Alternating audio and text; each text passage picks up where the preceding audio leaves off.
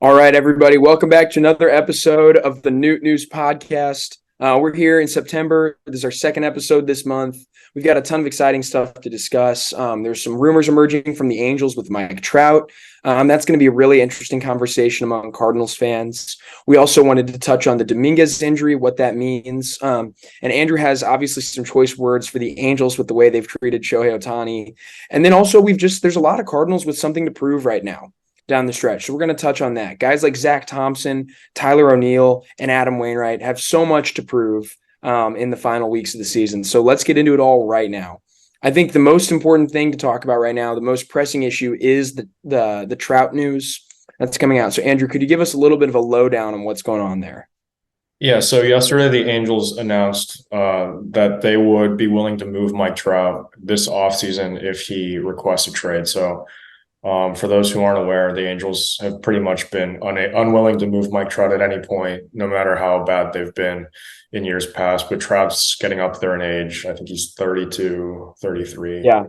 And the Angels, I think, are aware that they're going to lose Shohei Ohtani this offseason, hopefully. I mean, that's pretty obvious to everyone else at this point. So hopefully they're aware that that's going to happen. And Trout said he wants to have a serious discussion with ownership and with management about his future in Anaheim. And basically, if he has to be moved somewhere, which I think he should, that team isn't going anywhere anytime soon. They're going to lose the best player in baseball. They have one of the worst farm systems in the entire league, probably the worst farm system after trading a lot of their prospects for guys that they just let go a couple weeks ago.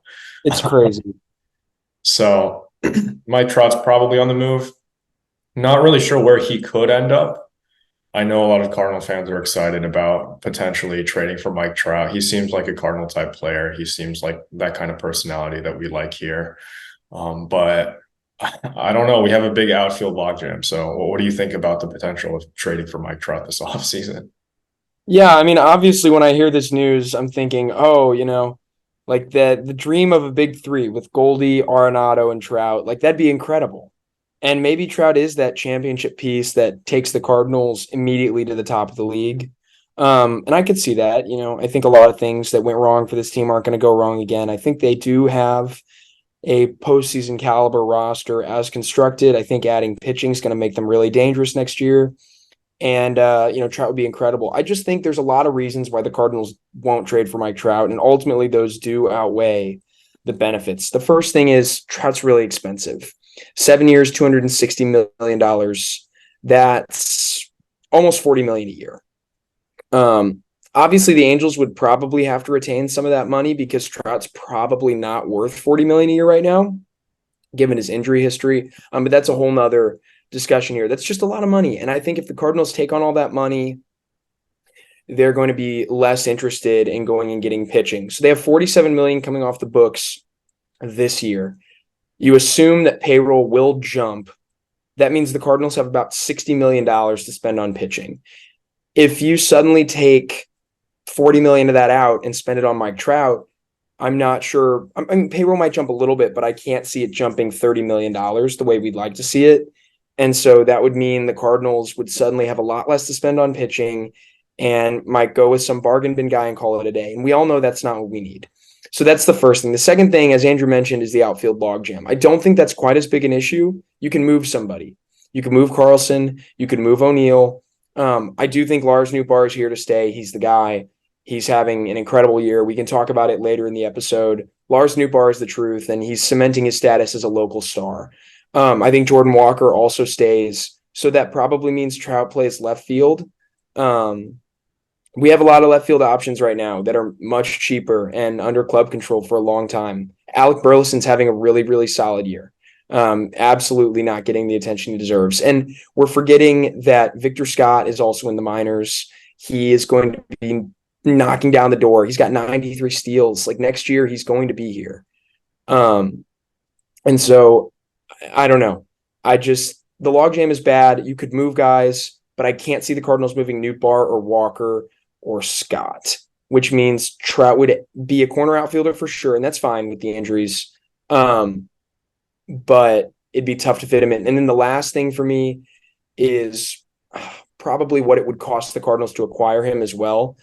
I think a really good way to look at this is probably the Nolan Arenado or Stanton deal, where a ton of money was moved, right? So by not getting any prospects back, those teams were able to shed those large contracts. I can't see the Angels acting that way here. They just can't. Andrew mentioned that farm system. They can't do that.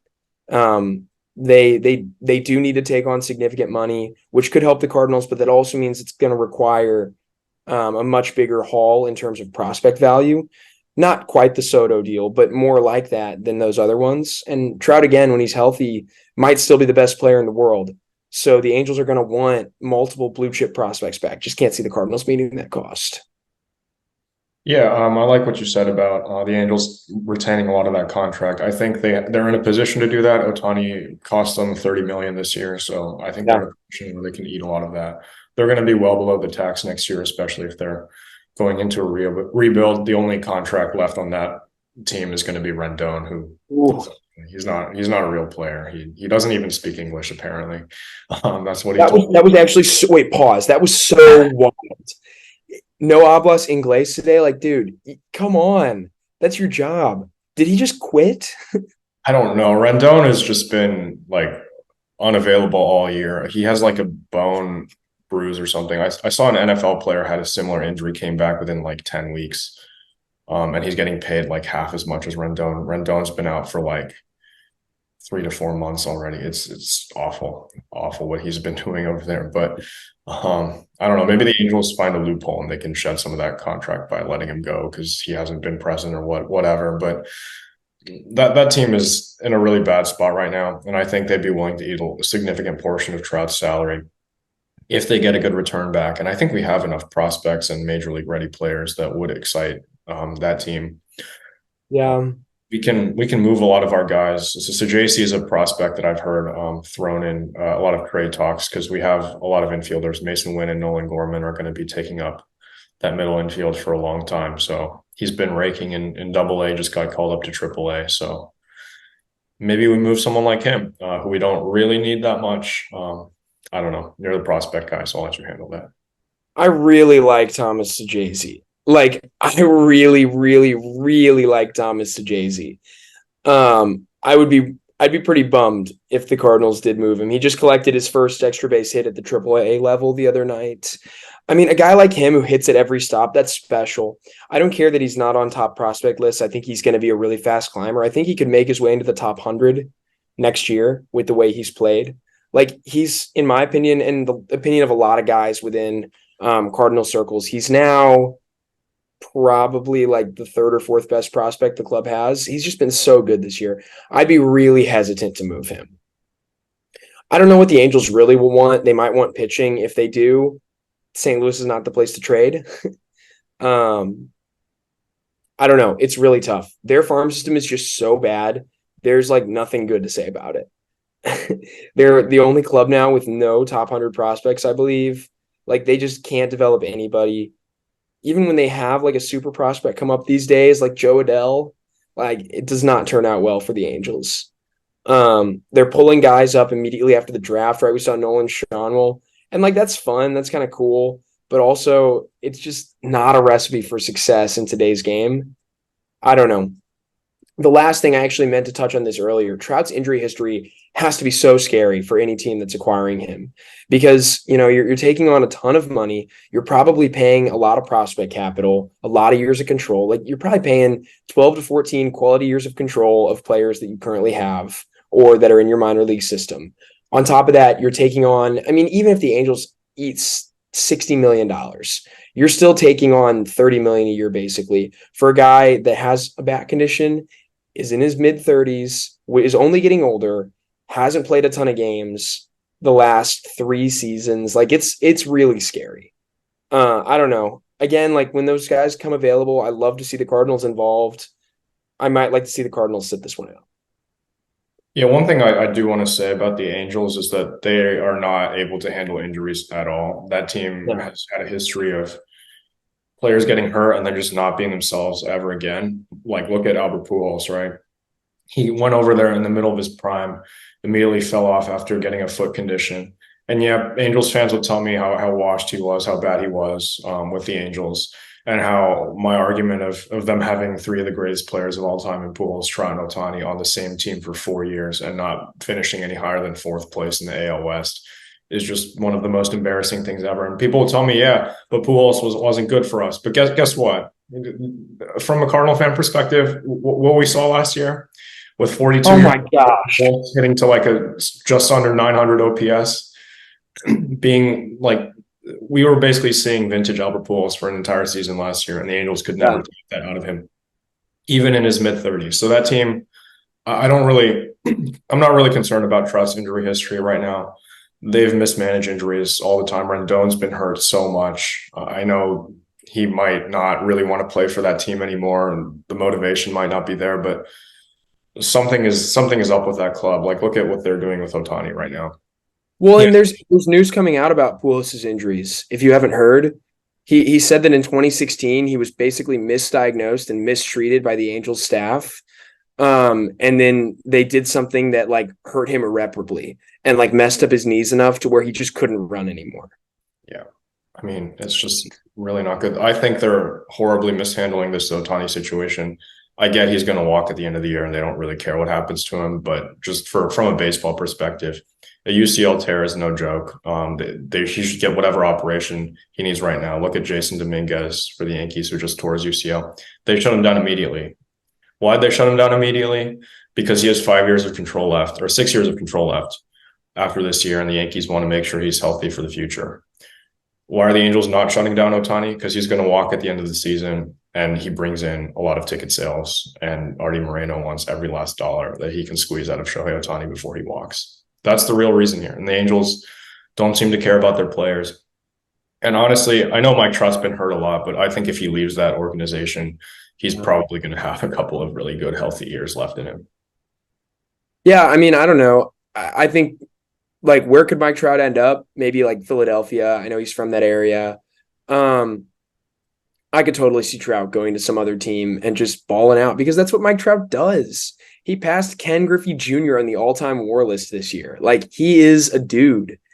But you're so right. The Dominguez stuff is just it's so enlightening to see like how a player or how teams should treat their players and then how the Angels do. And it's not that the Yankees have nothing to play for. Like, they had a nice stretch last week and are sitting 6 games out. Yes, we're late in the season. Yes, 6 games is a lot. We've seen the Cardinals do it.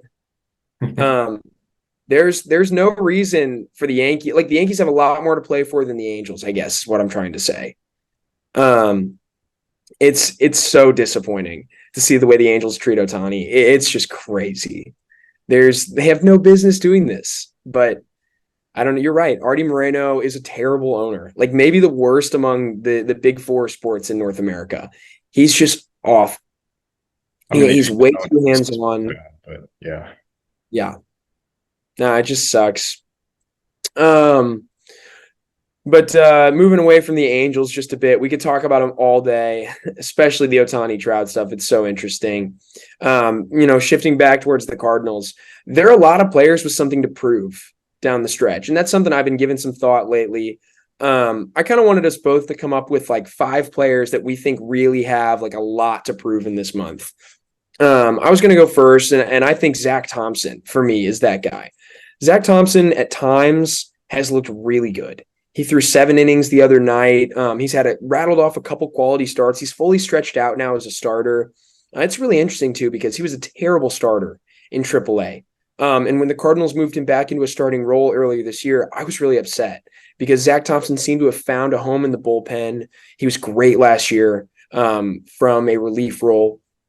I was a little upset with that. But again, he's a first-round pick. Nobody wants to waste a first-round pick on a relief role. And so they sent him back to become a starter, and they stretched him out. He's back, and he looks great. He seems to be developing that second breaking ball. So my question is, can Zack Thompson solidify a spot in the 2024 rotation? And if he does that, what does that mean for the Cardinals? It means a lot for the Cardinals. They only have to pursue two starters, which means they can concentrate their resources and go after 2 truly top-of-the-rotation talents instead of watering that down and acquiring, a 1, a 3, and a 5. They could get 2 1s or a 1 and a 2. I think that's a huge deal. And I think he has, 3 more weeks to prove that he's that guy. Yeah, I really like that. The starting rotation. I really hope that the starting rotation can find an internal option at some point before the Yeah. offseason.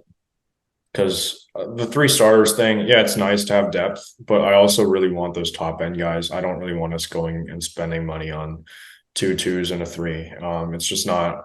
It's what the team has been doing for the last few years, and it just doesn't really work that well. My next player is also in the rotation. I think Miles Mikolas has something to prove.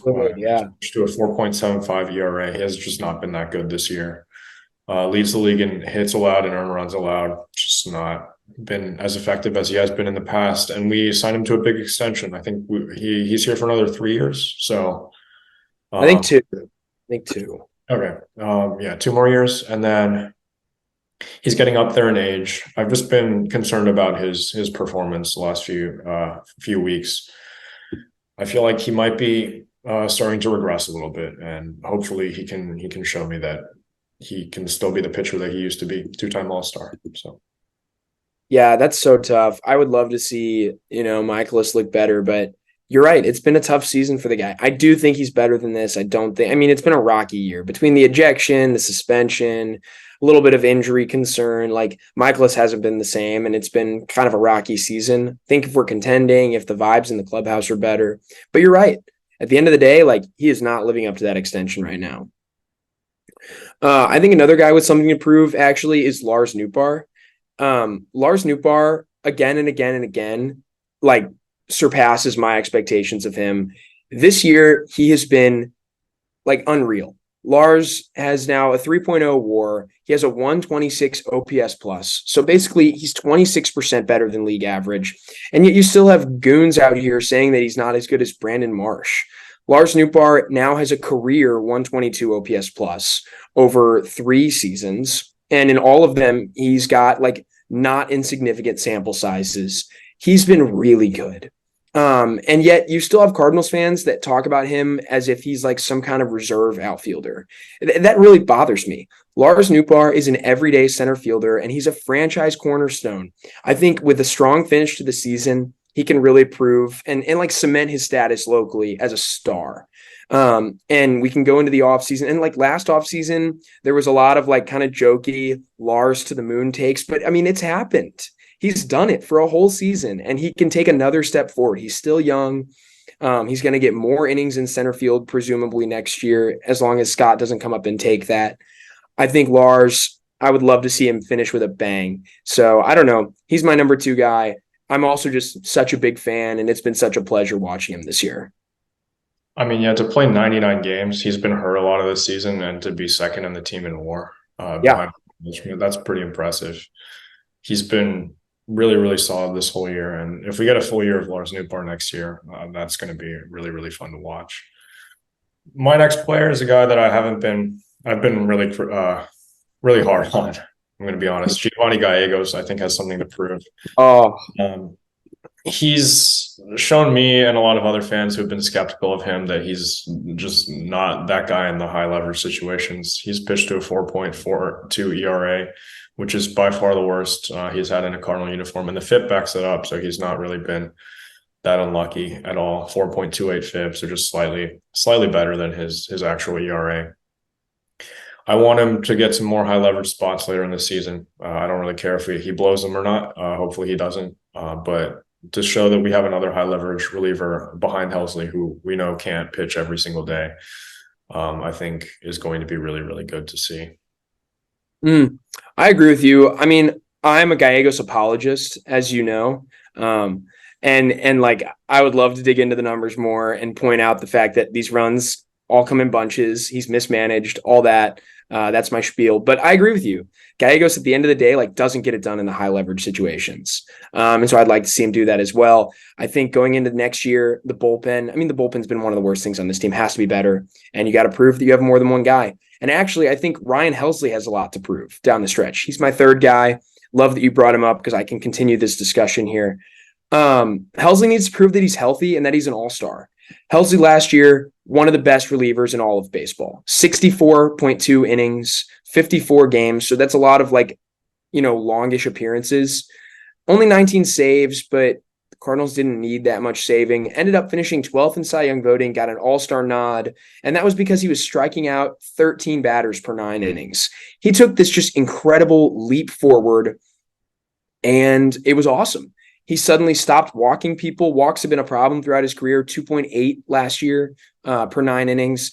All of it culminated in a 1.25 ERA, which he was a little lucky. His FIP was higher, but still. Like, Helsley was awesome last year. He kept guys off the bases. The saves were simple. They were clean. It was like 3 up, 3 down. I didn't have to be nervous all the time when he was in the game. And I think right now he just needs to prove that he's still that guy. He missed most of this season with 2 separate stints on the injured list, second of which ended up on the 60-day, which was like, it sucked. You know, none of us want to see Ryan Helsley, who we knew we were counting on this year, not pitch. But he's back. He looks really good. He had an awesome pitch to end the game the other day against Cincinnati. The velo seems to be back. He's thrown 102, 103. So I don't know. I just think he needs to prove he still has gas. He needs to prove that he's that guy. And a strong September will reassure me that he's the closer going into next year. Yeah, we saw him close back-to-back games the other day, which is really good to see. That's something Awesome, that he struggled with doing in the past. We just need him to not get hurt. I think what happened in the postseason last year probably had some remaining injuries on him because he hurt himself in that final game of the season against the Pirates and then blew up in the playoffs. Yeah, there was still some of that lingering at the start of this year, and hopefully we can forget about all of that and have an all-star closer back next year. be nice. Is another pitcher. I think we're talking about a lot of pitchers today, because that's kind of the story that's going forward is just pitching. Matthew Liberatore is someone. Good day. He's been, I think, relegated to the bullpen at some point. Yes. Which is really concerning from your top pitching prospects. He's just been really inconsistent. Sometimes you have a really good start, sometimes you have a really bad start. And you just never really know what you're going to get out of him. And he's been somewhat unreliable. Hopefully we can fix him like we fixed Steven Matz. Send him to the bullpen for a little bit, and then he'll come back next year being a really, really serviceable starter. But hopefully we get to see that out of him this year instead of next year. So we have a little bit better idea of what we have going into the offseason. But Liberatore, I think, is running out of time to prove us that that Randy Arozarena trade wasn't completely a bust. I kind of disagree with those takes right now. Liberatore, as I've said before, is a supremely talented player. He throws 98 when he's at his best from the left side with kind of a funky arm angle. We've seen him put it all together in specific starts, right? 8 scoreless in Tampa Bay takes the Cardinals to a win. Like, Liberatore has the potential to be that guy. He's not right now, but obviously he has that talent. Starting pitchers, they have an incubation period in the majors. It's tough. Like, Greg Maddox's ERA in his first 2 years was like 5.8. But, you know, they stuck with him, and he ended up being one of my Mount Rushmore pitchers. Like, I'm not saying Liberatore is that. Don't get me wrong. Like, but he's got a lot of talent, and I think he's going to be really good someday. I really want the Cardinals to wait. Position players can come up and mash right away. It often takes a lot longer for starting pitchers to settle in. Now, sometimes you have your Steven Strasburgs who wow and dazzle in their first start, but that's not everybody. And I think Liberatore, he's 23 years old. He's very, very young. I think if Liberatore doesn't look good in 2025, we can have a discussion about him being a big bust. But I'd even give him next year. Like, I need to see improvement. I don't want him putting up a 5.5 ERA again. But if he takes steps forward, like, that's important. But yes, I agree. He has a lot to prove, especially being in the bullpen now. He looked great the other night, though. Sticking with this theme of young starters, I think Drew Rom has a lot to prove down the stretch. It's been really rocky for him since getting thrust into the rotation. Whether he should have been called up or not, people can debate. I know a lot of people are acting like he's just one of these other depth guys, but he's not. Drew Rom is a legitimate prospect acquired in the Jack Flaherty trade, who was great with Memphis, was on the 40-man roster. It was obvious to me that he was going to be the first of those guys called up. And it's a little disappointing. He has moments where he looks like a really competent starter. He'll give up a couple runs in one inning and then go 3 or 4 like very, very effective innings where he generates a lot of soft contact, which is something you like from him. And he's getting enough swing and miss at the MLB level to be a viable starter, which is important. But yeah, I think a strong September again, like he's auditioning for the 2024 rotation and honestly the long reliever role. I'd love to see him prove to the Cardinals that he is more valuable than Dakota Hudson, but it's going to be tough right now. So yeah, Drew Rom for me has a lot to prove. Yeah, I'm gonna switch it up, go with a position player. I think Dylan Carlson has a lot to prove down the stretch. He needs to come back and show that he's healthy and that he can actually hit from the left side. He's been really, really inconsistent after 2021. A lot of injury issues, just not being able to hit right-handed pitching. He's been really good defensively. He's a really serviceable center fielder. He was the guy that we counted on to replace Bader in center. Hasn't really worked out that well. Nootbaar's seen a lot of time in center. Tommy Edman's even been thrown in center, which I think is crazy, but he's been really good as well. Dylan Carlson also can build his trade value because we have that outfield logjam. And I think Carlson is probably one of the most appealing outfielders that we have, not named Lars Nootbaar or Jordan Walker, because we're obviously not trading those guys. But for getting pitching this offseason, I think Carlson needs to show that he can play a little bit better than he has. Just build some of that value back up, and then maybe we'll ship him out for a starter. That's great stuff. Gosh, there's so many players left. Maybe we'll have to extend and go past 5 because it feels like everybody. But I love that you started the position player train. I'm going to continue that. Jordan Walker to me has something to prove, and he's already proving it. It is so exciting to see him make these strides with the glove. He is officially, ladies and gentlemen, Jordan Walker is officially a positive defender so far in September. +1 OAA this month. I know it's a small sample. We're only 11 days into September, but that is impressive considering he was a -5 outs above average in just the month of July.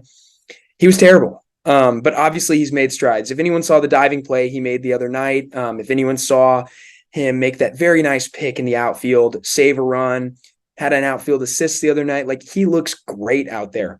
And yes, like Jordan Walker is athletic. Oh, who knew? Obviously he's athletic. To all of the people that said stick him at first base, screw you guys, you were wrong. And I insisted the whole time that Jordan Walker needed to be in the outfield because you can't waste that arm, you can't waste that speed, you can't waste that athleticism. It's just so good to see. He's basically back to 0 WAR on the season, which, I mean, that's really impressive considering he's not where he will be defensively next year, because I know he's going to work with Willie McGee all freaking offseason, and I'm very excited to see what he turns Jordan Walker into out there. Obviously, he's an all-world outfielders coach. I know Jordan Walker is going to be even better with the bat next year. He could immediately make a jump. He's a post-hype breakout guy, could be like a 4 or 5 WAR player next year. We're talking about a guy who we all knew had all-star potential and is having such an encouraging second half of the season. I believe he got all the way down to -2 WAR. For him to make all that value up in like what, a month and a half, that's the pace Jordan Walker's on right now. He's really impressive. And I think he just needs to continue down the stretch. If he can finish with a positive WAR on the season, that's something that like Cardinals fans can get really excited about this offseason. He's going to be a huge breakout candidate next year. Yeah, I'll keep going with that. Maybe the reverse, someone who has been really good defensively, but not so good offensively. We're going to pump the brakes a little bit on the people on Twitter who are saying this guy is a bust, but Masyn Winn has. Oh, yes. 67 plate appearances or 67 at bats. His OPS plus is 5. It's not great, but wow.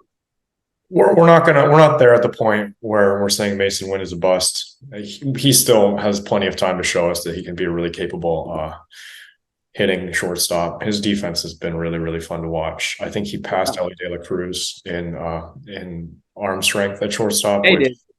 I didn't see any of that covered by national media, but anyway, No, they hide it from us. He's been not good offensively, to put it that way. Only 1 walk, 1 home run. That was really fun to see the other day against Atlanta. But he'll make me a lot more confident in this lineup next season if he shows us those flashes of greatness that we saw in AAA. Absolutely. And that, I think that'll make the Cardinals a lot more inclined to part with, say, a Tommy Edman instead of having a backup plan at shortstop. Because we've talked about it. We've said the Cardinals do need a backup plan in case Masyn Winn doesn't pan out immediately offensively. And so far, it's not really the case. So hopefully he can show us the bat that he had in AAA and then we can ship Tommy Edman out for pitching this offseason. Yeah, I love that. Totally agree. The people talking about Masyn Winn being a bust are idiots. Like 67 plate appearances. He's 21 years old. He is so young. Most guys don't make the big leagues till they're 24, 25. Yeah, give Masyn Winn some time. I totally agree. And I do think he's going to be a really good hitter someday. And even if he's not what he was in AAA this year, which is like a 900 OPS guy, that's fine. Masyn Winn is going to be a capable major league hitter. We've seen the tools. He has them. He has a nice hit tool. He's not making enough contact right now. And I think there's a lot of mental stuff at play with him. His timing seems to be off. He's kind of working through that issue. I agree. I think you're going to see an uptick in September. It's going to look better. Honestly, there are just more guys. So I'm going to keep going with this for a little longer. I think Adam Wainwright is a really obvious choice here, but like Adam Wainwright needs to prove that coming back in 2023 was not a mistake. Now, he's not going to rebuild all of that value, and he's not coming back next year, so that doesn't really matter. But he's not going to like rebuild all the value that he's lost this year in the next month. But what he can do is get 2 more wins. What he can do is go out there and just shove twice. That's all we need. We're really getting down to the wire here. I'm trying hard to believe that Waino is going to get there, and I want it for him so bad. It really sucks that every time he throws a quality start, the Cardinals forget how to hit, especially when they score like 9 runs the night before. But again, like Waino has probably 4 or 5 more starts now. And he needs to show us that like it was worth it to bring him back this year. So for me, like that's honestly one of the most important things to watch down the stretch anyway. That chase for 200. Again, 2 wins away. He's going to get a chance in a couple days. I would just love to see him get to 199 so we can start getting excited about that last one. Yeah, I said the other day that Wainwright not getting to 200 when we all thought he was is just payment for Albert Pujols getting to 700 home runs when none of us thought he could do it. But yeah, you're right. I really do want to see Waino get to 200. He only has, I think, 4 starts left. It'd be cool if he got it in his final start at Busch Stadium. Maybe he throws a shutout or something, make him the DH. Just make it Waino Day. Wouldn't it be crazy if, like, after all this time we're talking about Ohtani throwing a shutout and hitting a home run in a 1-0 game, if Adam Wainwright did that? That'd be crazy. I just wish he threw harder than 85. It's been really tough to watch. Hopefully, yeah, he has something left in the tank. Like maybe he should talk to Albert. Like what happened? What happened there? Because it looked like he had nothing left in the tank, but he found something in his last year. So he had a lot left in the tank. Yeah, imagine if he came back. That would have been fun. But yeah, it's been sad to see what Waino's going through. I'll end on a more upbeat note. I think Tyler O'Neill has a lot more to prove at the end of the season. He's been a little bit off and on since coming back from the IL. He hasn't been like 2021 Tyler O'Neill, which we all love. But he can also build his trade value like Carlson. I think he's a guy that we could look to move. We didn't move him at this deadline because we were like, he has no value. We're not going to get anything for him. But I think we can get more for him this offseason, especially if he has a strong finish to this season. And if he can stay healthy, I think that's the biggest key right now, because he's a really serviceable defensive left fielder who can hit a lot of home runs when he's right. And I think that's really valuable to any team that might be looking to trade for him. 100%. O'Neill needs to prove that he's an everyday player. You're absolutely right. And he is an everyday player in terms of talent.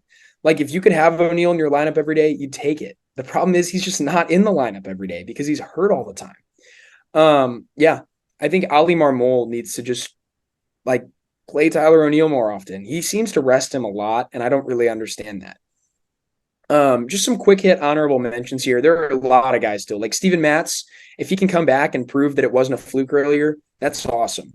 Ali Marmol needs to prove that he has this clubhouse behind him and that Cardinals Nation accepts him. Drew Verhagen, like looking for a new team, needs to prove he's still a competent major league reliever. Like all up and down this roster, there's pretty much nobody that doesn't have something to prove in the final month. Goldie needs to prove he can still hit fastballs. Nato needs to win his 10th Gold Glove and prove he's still the best defensive third baseman in the league. And yes, he's rebuilt a lot of that value in the second half. It's going to happen. If Tommy Edman wants to be part of this core, like he needs a strong offensive month to prove to the Cardinals that trading him would be a mistake. Like literally everybody on the active roster right now, except I don't know. Like Lars Nootbaar doesn't have anything to prove to us. He just needs to like cement himself as a star. We said that. Contreras is probably the same thing. Like, he's the best offensive catcher in the National League, maybe. Probably not Sean Murphy, but still, Contreras has been awesome. Like those guys, maybe not, but pretty much everyone else. Like there's something that all of them can prove between now and the end of the year. And it tells you just what like a rocky and almost dysfunctional season the Cardinals have had, to the point where like feel very little confidence about anybody's role in any spot on this team. Nolan Gorman needs to hit 30 home runs. Oh, that's so true. But Nolan Gorman's in kind of that Nootbaar category for me, where it's like he needs to prove that he's a star. But he's had an awesome season. Like Nolan Gorman, maybe the most improved player from last year. Steven Matt's significant improvement as well if he can come back healthy. Yeah. Nolan Gorman's been really fun to watch.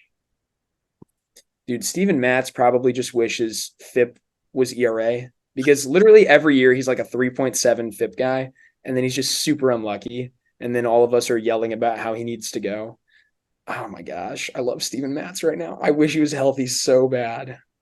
Yeah, no, good point about Gorman though. Do you think he's going to get to 30 homers? I think he will. He needs 3 in the last 15 games? How many games do we have left? 15 or 20. Yeah, I think he can get there. Face a couple of soft tossing righties. Too bad he's not facing Waino. Anyway, sorry. Hey, I think Gorman actually can prove that he's not a platoon bat. Yeah.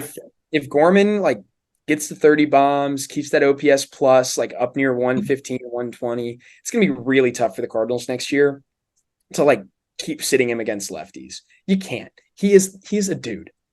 He's gonna hit 40 bombs next year, I think. He's got to be in the lineup every single day.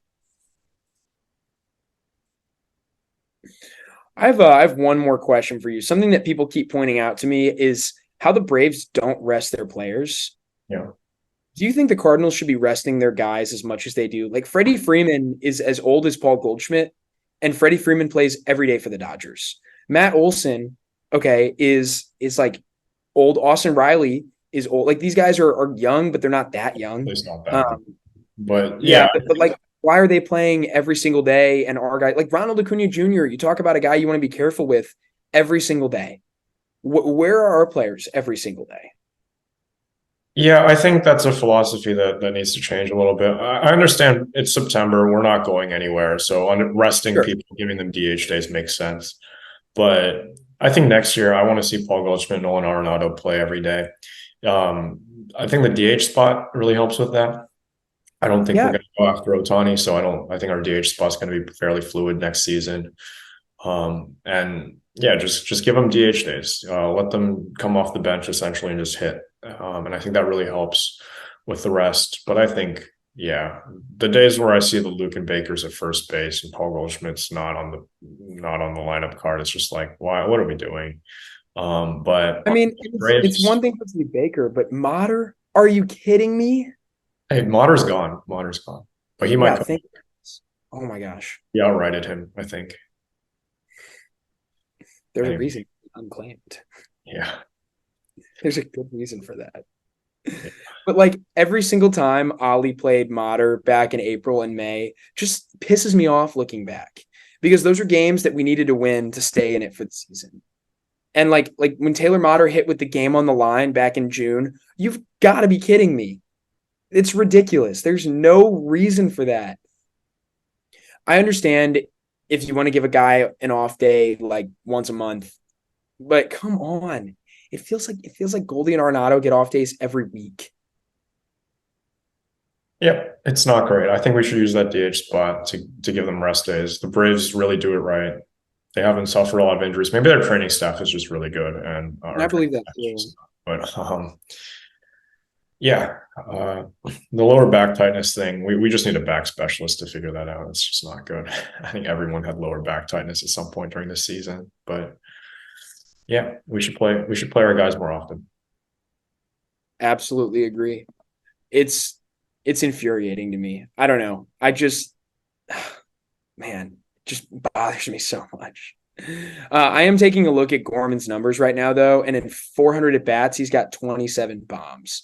That's literally like oh my gosh. That is, yeah, that's over 40 homer pace for next year. And he's missed a lot of games. Like maybe if he's healthier, more consistent, and he's a bit older because he's still super young. I think Gorman is only 23 right now. Yeah, he turned 23 this season. Like we could see a guy who steps into his prime and like legitimately challenges the NL home run crown. That'd be really cool to see. We need a guy like Matt Olson. Matt Olson bothers me so much because he just hits a home run every time he's up. It's like why don't we have a guy like that? Gorman might be that guy. He is so good. I'm such a big fan. I mean, we can get AL version of Matt Olson. He's a free agent. But Yeah, that's true. Is Olsen gonna get 60? I mean, like that'd be kind of fun. He's already at 48. He probably won't get to 60. He doesn't have enough games. But that dude has played every single day.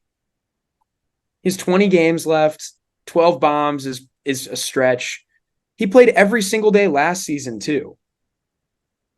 Like this guy hasn't missed a game, and he played every single game in 2020 for Oakland, and he played every single game in 2018 for Oakland, 162.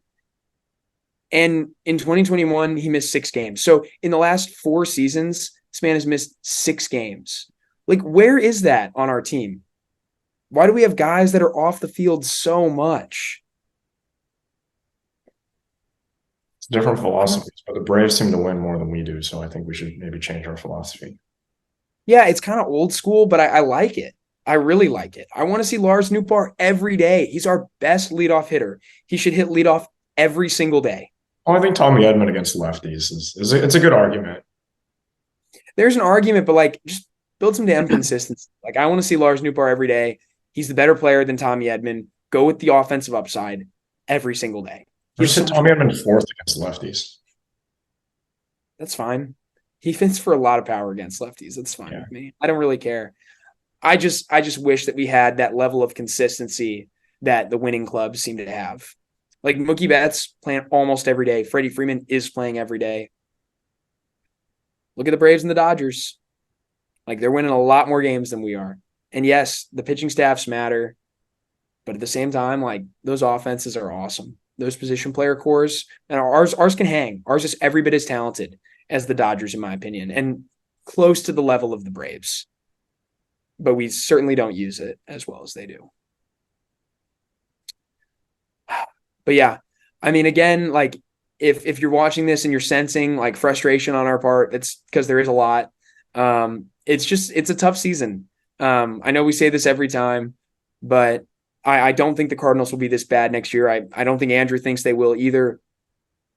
So yeah, guys have a lot to prove in September. We have our eyes towards 2024 now, which I do think is going to be, a roaring comeback for the Cardinals, a resounding success. Still think the division is very, very weak. You're seeing the Reds kind of get exposed as pretenders right now.